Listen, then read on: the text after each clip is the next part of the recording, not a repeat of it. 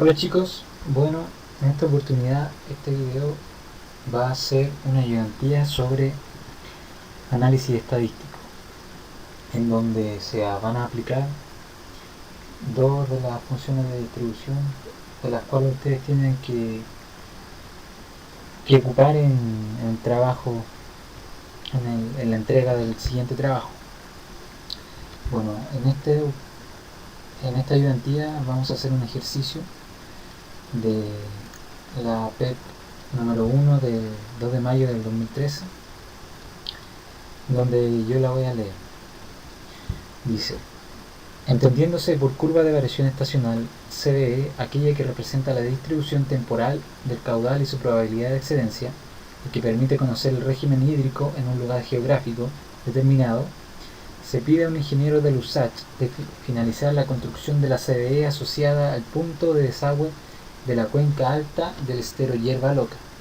Para ello cuenta con la siguiente información: el área de la cuenca de 31,5 kilómetros cuadrados, los caudales, una tabla de caudales máximos mensuales, una tabla de caudales medios mensuales y una tabla de la curva de variación estacional en el proceso de construcción.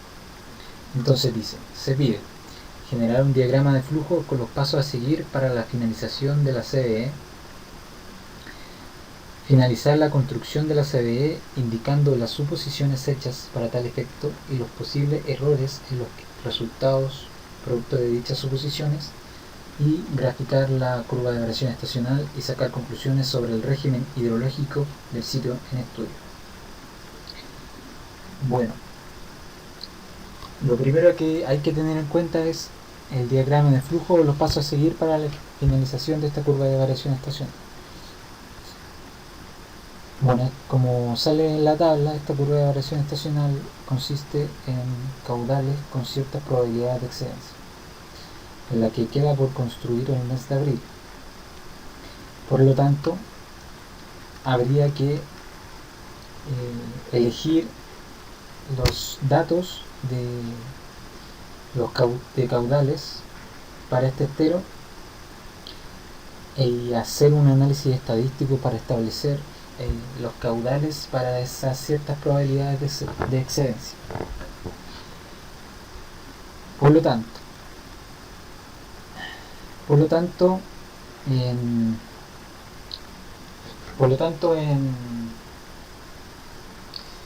en el diagrama de flujo podemos constar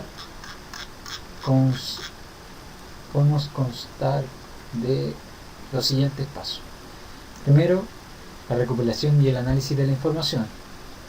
Después, la elección de un modelo de función de distribución de probabilidad. Este modelo se debe ajustar según el método de los momentos o el método de máxima verosimilitud. Para este caso, ese método lo haremos mediante el método de los momentos. Y la prueba de bondad de ajuste chi cuadrado en este caso, para poder establecer cuál de las funciones de distribución se ajusta mejor. En el caso de que se ajuste, en el caso de ya obtener la función de distribución que mejor se ajusta a los datos, se procede al cálculo de los cuantiles o de las probabilidades de los caudales según la probabilidad de excedencia para las diferentes probabilidades de excedencia para el mes de abril en este caso específico. Luego de eso se debe graficar y concluir al respecto.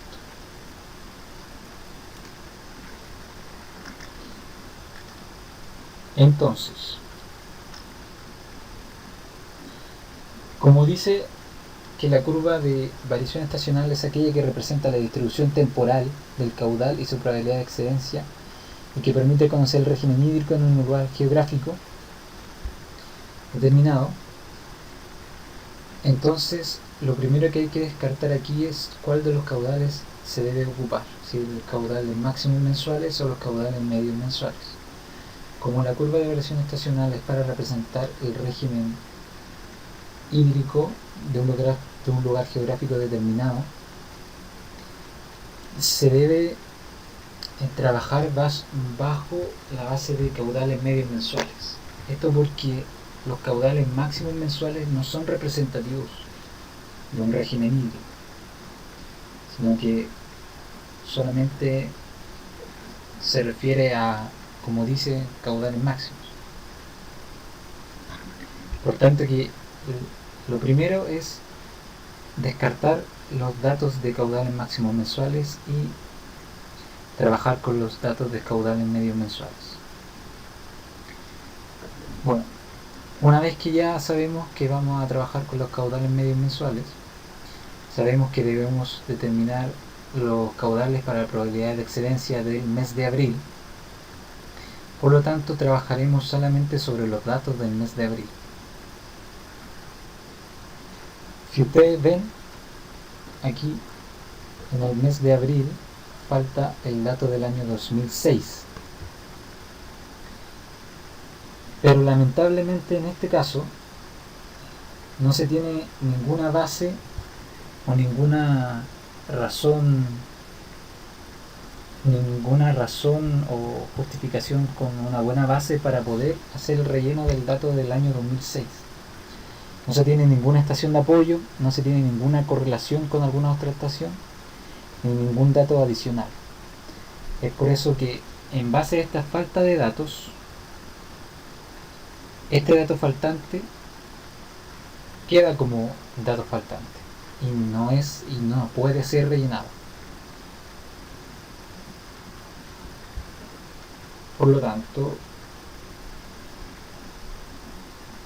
primero, como dice el apartado B, finalizar la construcción de la curva de variación indicando las suposiciones hechas para tal efecto y los posibles errores o los resultados producto de dichas suposiciones. La primera suposición es que tenemos ¿cuántos años de datos? 1, 2, 3, 4, 5, 6, 7, 8. 8 años de datos. Nosotros suponemos que estos datos son fiables. Es la primera suposición. Suponemos que estos datos son suficientes para determinar la curva de variación estacional. Por lo que en un primer momento esto se puede ver como un error, ya que nosotros estamos obteniendo caudales para distintas probabilidades de excedencia, donde se tiene que tener por lo menos 15 años de datos para poder determinar una curva de variación óptima, por decirlo de alguna forma. Entonces este es un error en el que se incurre. Bueno, y ahora vamos a proceder a la finalización de este CBE. Vamos a ajustar los datos. Vamos a dos modelos de distribución, Gamble y log normal. Y a través de la prueba de chi cuadrado vamos a determinar cuál es la distribución que mejor se ajusta. Entonces, lo primero que hacemos es colocar los datos.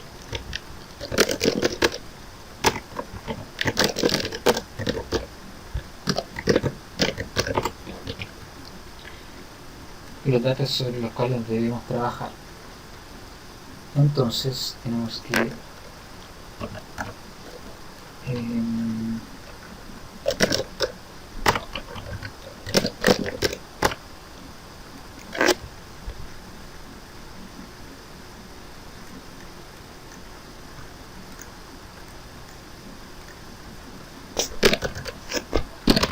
obtenido los datos, o sea, ya pasados los datos ya aquí al Excel, tenemos que, para encontrar los valores de los parámetros de la función Gamble y de la función log normal, vamos a usar el método de los momentos, que dice que el primer momento, que viene siendo el promedio, va a ser igual a esta ecuación, y la varianza va a ser igual a esta otra ecuación. En el caso de la función log normal, tenemos que el promedio, por en el momento, va a ser igual a esta ecuación, y la varianza igual a esta otra ecuación, con un cambio de variable z, como se ve acá. Para determinar los valores de mu sub i y sigma sub i, simplemente se hace un cambio de variable, se aplica el logaritmo a las ecuaciones y se tiene un sistema de ecuaciones que se puede ver acá, sistema de ecuación 1 primero y el segundo sistema de ecuaciones. Al resolver estos sistemas de ecuaciones, ustedes pueden obtener los parámetros de la función log normal. Bueno, como nosotros ya tenemos los datos, simplemente vamos a calcular el promedio y la varianza.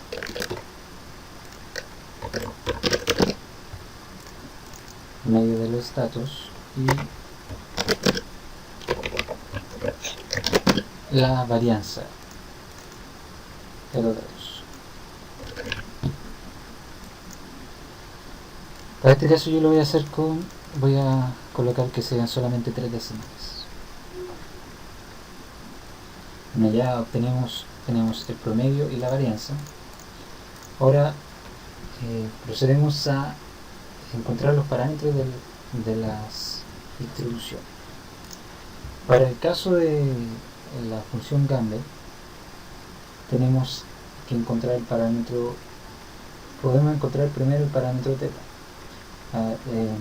solamente despejando la variable θ. En este caso, por ejemplo, yo tengo el símbolo θ, y este va a ser igual a la raíz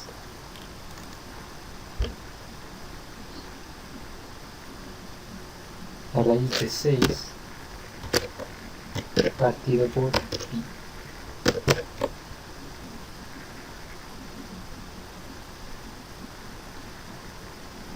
Debe ser igual a la raíz de 6, no, la raíz de 6 por pi dividido la varianza, que en este caso vendría siendo este número. A ver,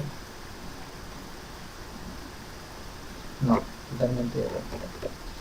Sería pi dividido raíz de 6 multiplicado por la varianza.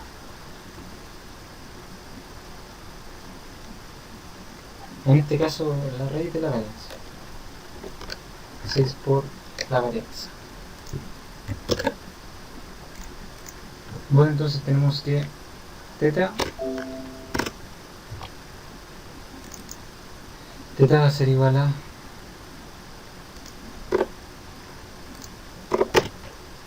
9,37. Y como ya tenemos θ, podemos obtener el valor de lambda. En este caso,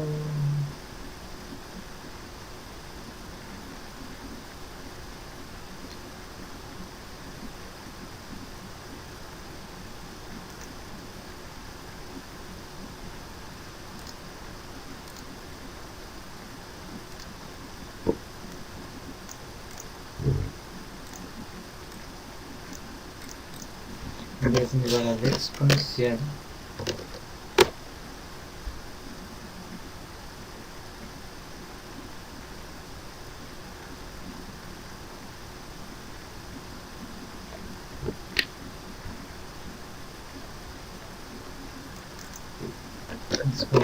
de θ por el promedio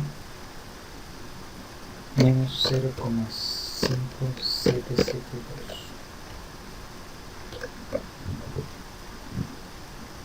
¿Sí?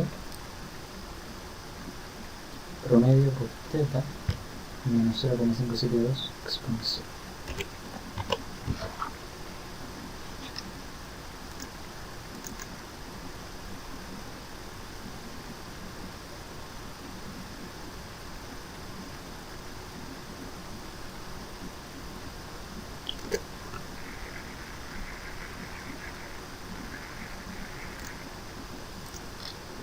Por lo tanto, ya aquí habremos obtenido los valores del parámetro de la función gamma. Para obtener los parámetros de la función log normal,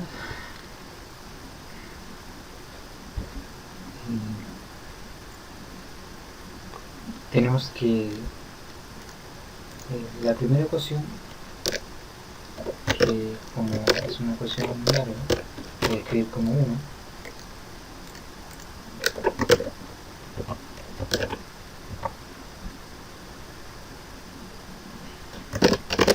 La ecuación 1 va a ser igual a logaritmo natural del promedio, y que la ecuación 2 en este caso va a ser igual a logaritmo natural de la varianza más exponencial de 2 por logaritmo natural del promedio.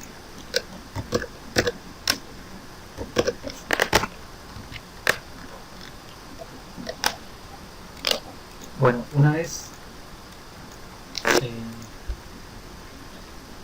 resolviendo este sistema de ecuación, tenemos que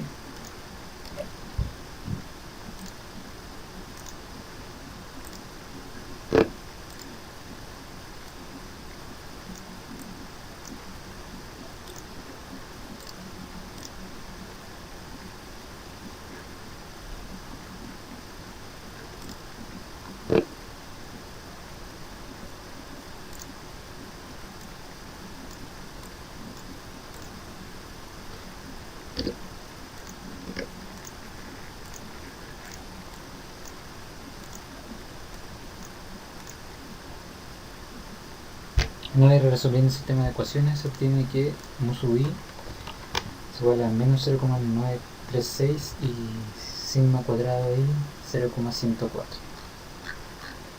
Por lo tanto, en este caso ya tenemos los parámetros de la función log normal, así como los parámetros de la función gamma. Lo que hay que hacer a continuación es hacer la prueba de bondad de chi cuadrado para ver cuál es la que se ajusta mejor a los datos.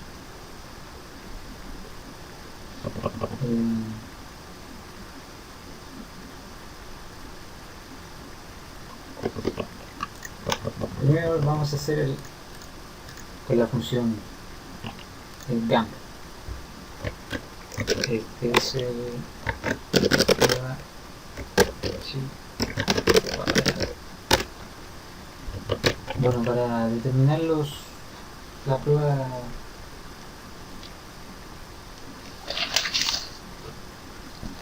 de chi cuadrado, primero hay que determinar los intervalos, el cual los intervalos se determinan con la siguiente ecuación, donde n es el número de intervalos, es 1 más 1,33 por logaritmo natural de n, donde n es el número de datos. En este caso, n vendría siendo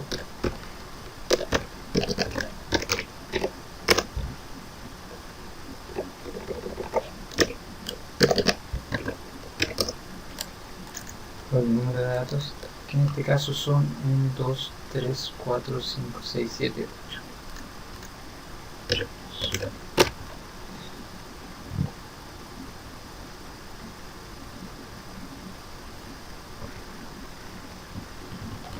En este caso tenemos que este número da 3,765 y se aproxima siempre al intervalo siguiente. Por lo tanto se pondrán 4 intervalos. Tengan presente que los intervalos dependen del número de datos y no de la función de la cual se va a hacer la prueba chi cuadrado. Por lo tanto, para la función log normal también se va a separar en 4 intervalos. Bueno, la amplitud de los intervalos se determina como la diferencia del dato mayor y la diferencia del dato menor dividido por el número de intervalos. Bueno, una vez obtenido la amplitud del intervalo, O sea, una vez obtenido el número de intervalos, se obtiene la amplitud del intervalo, la cual se calcula como la diferencia entre el máximo valor y el mínimo valor del intervalo dividido por el número de intervalos, que en este caso son 4, que es como se ve acá. El mayor de los datos menos el menor de los datos dividido por el número de intervalos. Esto se hace para obtener la tabla de prueba del chi cuadrado.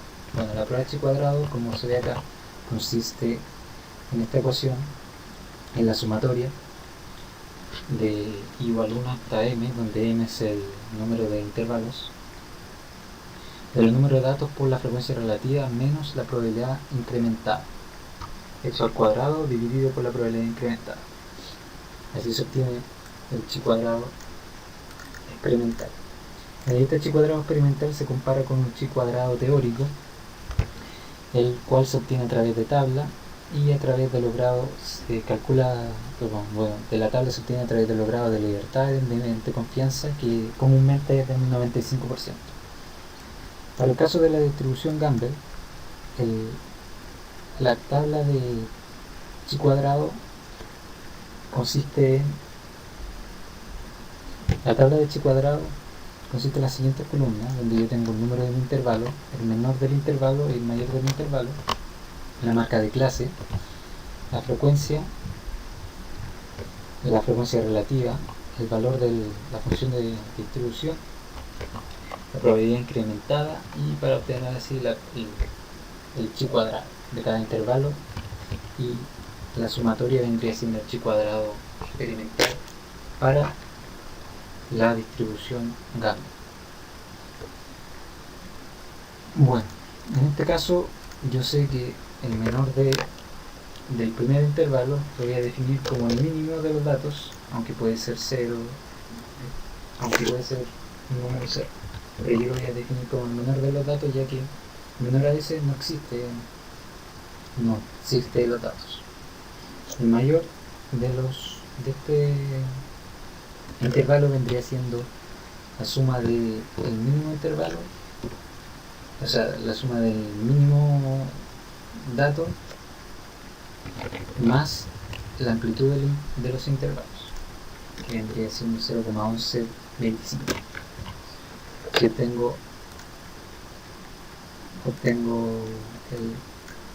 tengo la amplitud del primer intervalo.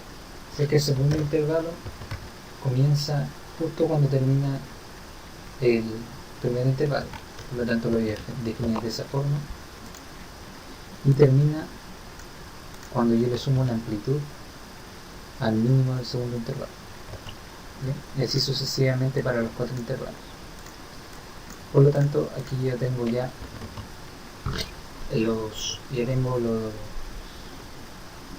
sé desde qué número hasta qué número se encuentra cada intervalo. Si ustedes ven aquí en el cuarto intervalo, este alcanza hasta el mayor de los datos, lo cual es esperado, ya que no se tienen valores mayores a este dato. Bueno, la marca de clase viene siendo el máximo valor del intervalo. ¿Por qué el máximo? Porque en hidrología se trabaja con valores extremos. Es por eso que se define como el máximo y no como el promedio, como algunos se podrán estar preguntando. Como obtengo la marca de clase para todos los intervalos, y ahora defino la frecuencia para cada intervalo, es decir, cuántas veces o cuántos datos hay entre estos dos números para el total de datos que tengo. Bueno, por ejemplo, en este caso yo entre 0,19 y 0,3025 tengo un dato, por lo tanto la frecuencia es. Para el segundo intervalo, entre 0,30 y 0,41, tengo 1, 2, 3, 4 datos. Para el intervalo de 0,4115 y 0,52 tengo un dato, un dato. Y para el intervalo entre 0,52 y 0,64 obtengo un dato. Bueno, la suma me tendría que dar cuántos datos existen. En este caso 7, que es realmente lo que se tiene.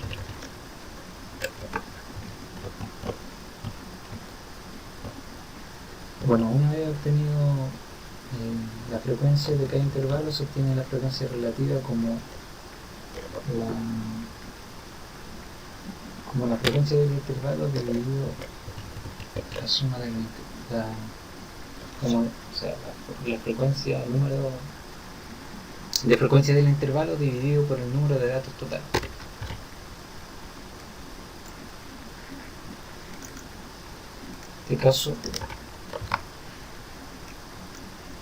En este caso la suma debería dar el 100%.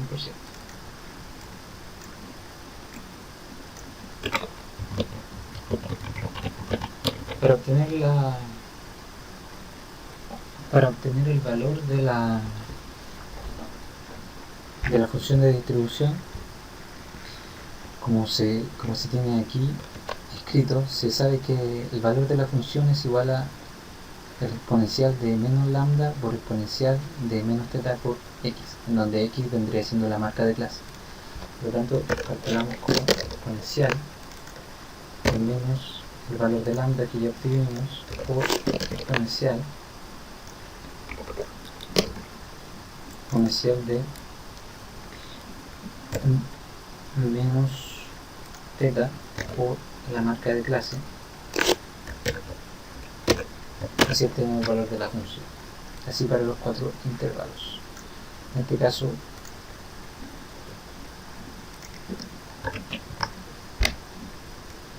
obtenemos ahí el valor de la función. Para obtener la probabilidad incrementada, solamente debo restar el valor de la distribución, restarle el valor de la distribución anterior. Bueno, y como ya tengo todos estos elementos, puedo calcular el chi cuadrado para cada intervalo y finalmente la suma vendría siendo el chi cuadrado experimental para la distribución gamma. En este caso vendría siendo el número de datos, en este caso son 7, por la frecuencia relativa menos la probabilidad incrementada, eso al cuadrado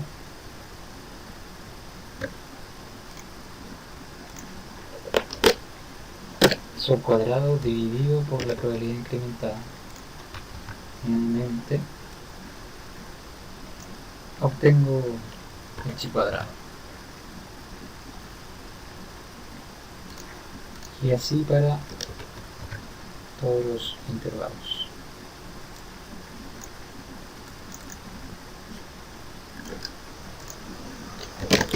Por lo tanto, la suma vendría siendo el chi cuadrado experimental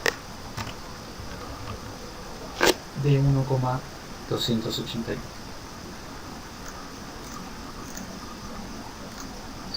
En este caso vamos a obtener el chi cuadrado. En este caso vamos a obtener el chi cuadrado teórico después de haber terminado la prueba de haber obtenido el chi cuadrado de la distribución log normal, ya que ustedes se dan cuenta, para obtener el chi cuadrado teórico, en los grados de libertad, el p es el número de parámetros y como se sabe, el log normal, tanto log normal como Gamble, se obtiene con 2 parámetros. Por lo tanto, el chi cuadrado teórico, tanto para Gamble como para log normal, es el mismo. Bueno, en el caso de la distribución log normal, la tabla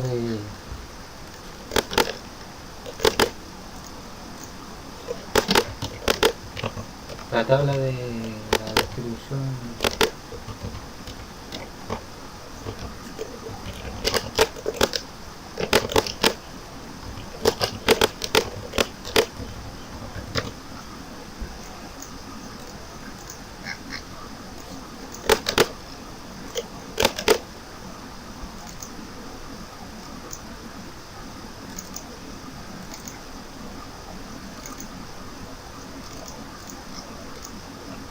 En este caso, para la distribución log normal, las columnas de la tabla de chi cuadrado cambian solamente en donde se agrega un término z. ¿Por qué se agrega este término z? Porque si ustedes recuerdan, aquí cuando yo les mostré la distribución log normal, que tiene un cambio de variable de z igual al logaritmo de x menos mu partido por sigma. Esto se hace para obtener los valores de la función de una manera mucho más fácil, ya que se obtienen a través de tabla. Bueno, en este caso también tengo 4 intervalos, y donde los intervalos son exactamente los mismos que para la distribución gamma. La marca de clase también es la misma, de que es el mayor del intervalo. La frecuencia es la misma. La frecuencia relativa es la misma. Dirección.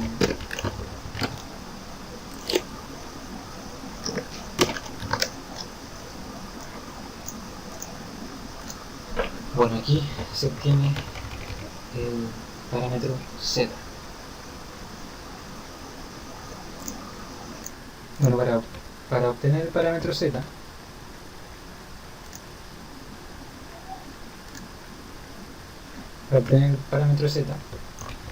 se obtiene a través de logaritmo natural de x, donde x vendría siendo en este caso la marca de clase, menos mu, que en este caso vendría siendo el parámetro mu sub i que determinamos anteriormente, dividido por sigma sub i.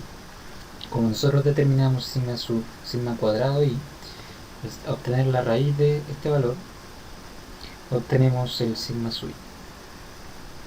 Por lo tanto, obtenemos así el valor z para cada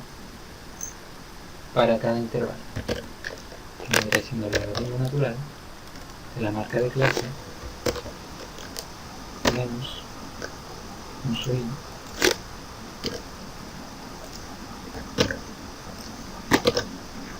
dividido sigma sub.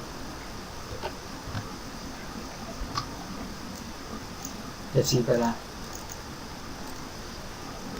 todos los intervalos.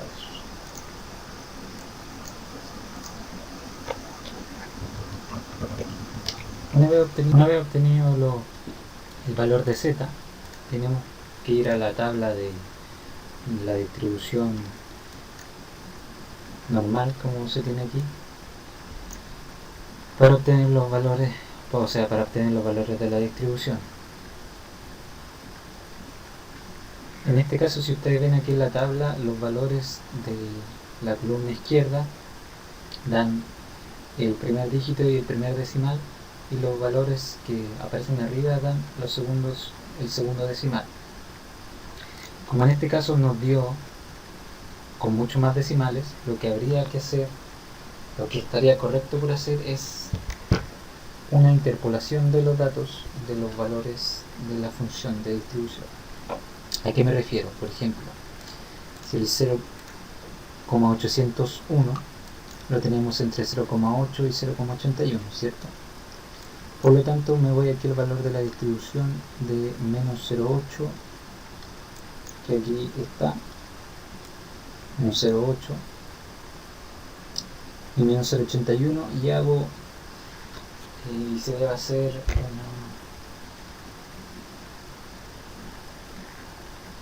una interpolación para poder determinar el valor que está, para determinar el valor de el z igual a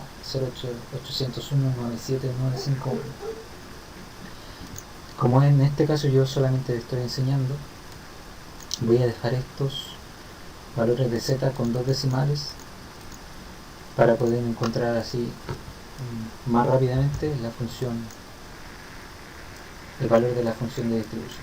En este caso, por ejemplo, 0,8, yo sé que es 0, en este caso dice menos 0,8 y aquí tengo el tercer decimal que es 0, por lo tanto tengo este valor. Por lo tanto, el valor de x es 0,311,9. En el caso de 0,18 tenemos aquí que es 0,0, 0,1 y me voy al tercer decimal, 0,18 vendría siendo el valor de la función 0,5714. El tercer intervalo 0,92, tengo 0,9, 0,91, 0,92, vendría siendo 0,8212. Y para el 1,52, 1,52 sería de 0,9357. Por lo tanto, ya obtengo todos los valores de la función de distribución gracias a esta tabla, y como ya tengo eso, procedo a obtener el valor de Jesús, que vendría siendo el valor de la función de distribución menos el valor anterior. Separa todos y así puedo obtener el chi cuadrado, que vendría siendo igual al número de datos, que es 7,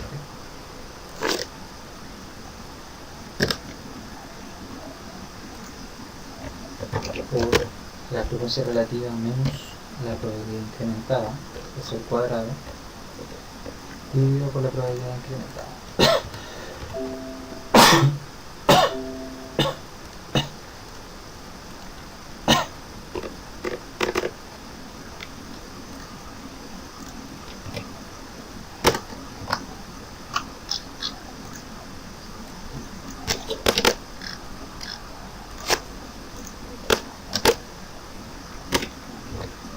Y así para cada intervalo.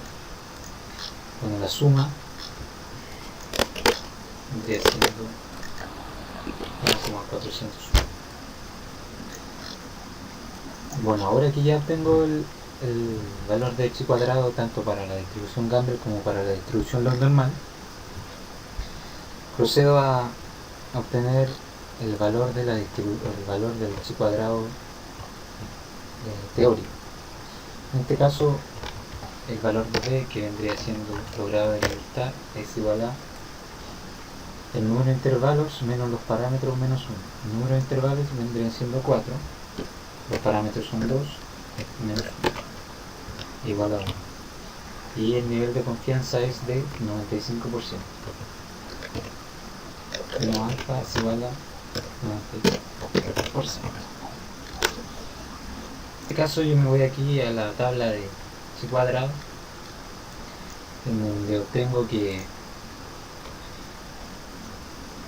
para los valores de n, que vendría siendo el grado de libertad 1, y para nivel de confianza de 0,95, que vendría siendo este de acá, tengo un valor de chi cuadrado de 3,84.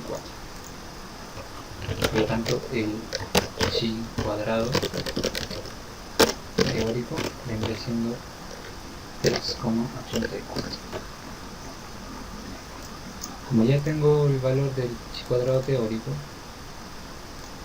este lo debo comparar con los chi cuadrados de las dos distribuciones de probabilidad. Como ustedes pueden ver, el chi cuadrado teórico el chi cuadrado teórico siempre es mayor que los chi cuadrados experimentales, de 1,28 y 1,4. Por lo tanto, como es menor, o sea, como es mayor el teórico, el experimental se prueba, como sale en esta parte. Pero en este caso vemos que el chi cuadrado que más se aleja del chi cuadrado teórico viene siendo el de la distribución Gamble y no de la distribución log normal. ¿cierto? Porque el de la distribución normal es 1,4 y el de la distribución Gumbel es 1,28. Por lo tanto, el que más se aleja, la mayor diferencia vendría siendo con h cuadrado de la distribución Gumbel. Es por esto que se dice, como se aleja más, que la distribución Gumbel es la que mejor se ajusta a los datos con esta prueba de h cuadrado. Por lo tanto, si esta es la que mejor se ajusta, nosotros vamos a usar esta función de distribución para obtener los caudales según la probabilidad de excedencia, que es lo que nos pedían en un primer momento, ¿cierto? ¿Y cómo obtengo eso? Bueno, ya tengo los valores de los parámetros de la función de distribución,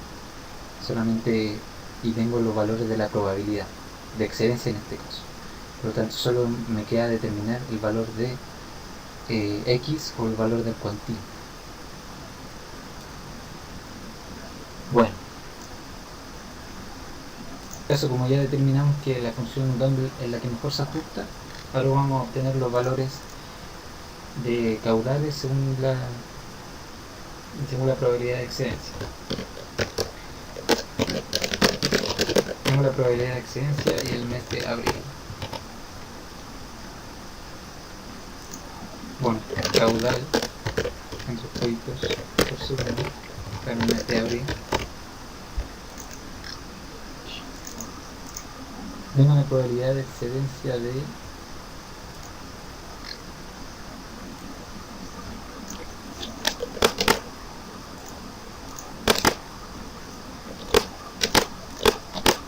5, 10, esto es un porcentaje, 5, 10, 20, 50, 85, 90 y 95%. Como ustedes bien saben, la probabilidad de excedencia, bueno, f de x es la probabilidad de no excederse, y 1 menos f de x es la probabilidad de exceder, ¿cierto? Por lo tanto, para determinar la probabilidad de no excedencia,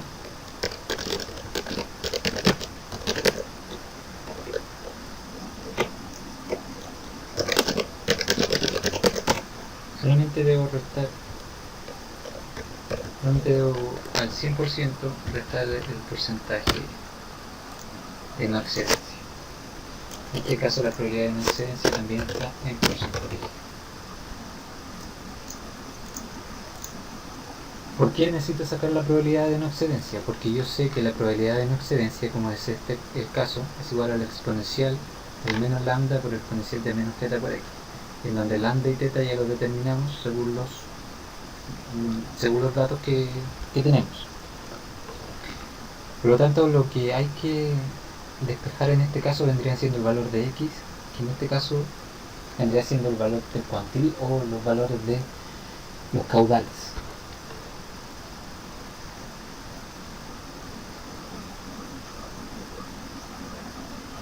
Bueno, como tenemos exponencial menos exponencial, solamente habría que despejar para ver cuánto es el valor de x. Despejar se obtiene que el valor de x o el cuantil vendría siendo igual a logaritmo natural de el menos logaritmo natural de la función, del valor de la función, o sea, del valor de la probabilidad, dividido por lambda, y todo eso dividido por menos teta. Si encuentran complicada esta ecuación, lo voy a escribir aquí en esta otra parte, donde se ve que el logaritmo natural de logaritmo natural de menos logaritmo natural de la probabilidad de no excedencia dividido el valor de lambda, en este caso vendría siendo 26, todo eso dividido por menos teta.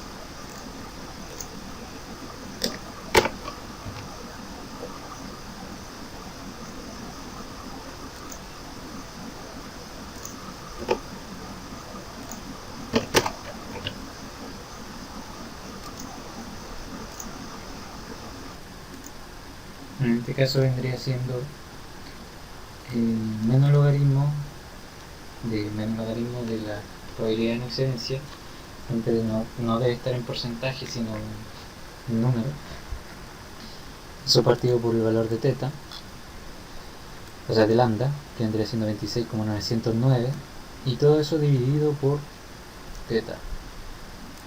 Así obtenemos los caudales. En este caso, para la probabilidad de excedencia de un 5% es 0,668. Así sucesivamente para las demás probabilidades de excedencia. Bueno, una vez obtenidos estos caudales, esto se grafica la curva de variación estacional con todos los datos que se tienen aquí. Nosotros ya obtuvimos el mes de abril, por lo tanto ya vamos a obtener la gráfica de esta curva de variación estacional. Se graficó la curva de variación estacional con los datos ya obtenidos de la tabla y los obtenidos del mes de abril, calculados del mes de abril, y se obtuvo esta siguiente gráfica en donde se puede ver cuáles son las probabilidades de excedencia de 5, 10, 20, 50, 85, 90 y 95%. La última pregunta dice que se deben obtener conclusiones sobre el régimen hidrológico del sitio en estudio. Y si ustedes pueden ver aquí en la curva de variación estacional,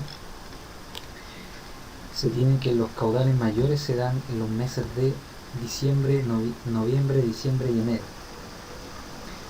Por lo tanto, esto habla de que el río es de régimen nival, no pluvial.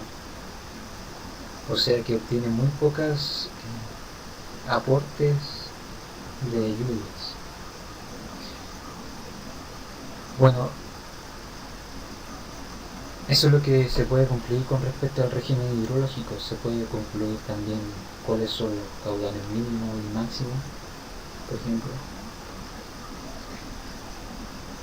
según la probabilidad de excedencia. Si ustedes ven, la probabilidad de excedencia de un 50% es lo que se llama caudal medio. Por lo tanto, con esta curva amarilla vamos a determinar cuál es el caudal menor del año y el mayor del año. Lo que se puede concluir también es de régimen nival. Bueno, y eso ha sido esta ayudantía sobre las funciones de distribución, que en este caso solamente se trabajaron la función de distribución Gamble y la función de distribución log normal. Espero que les sea de mucha ayuda y ojalá pueda seguir subiendo ejemplos como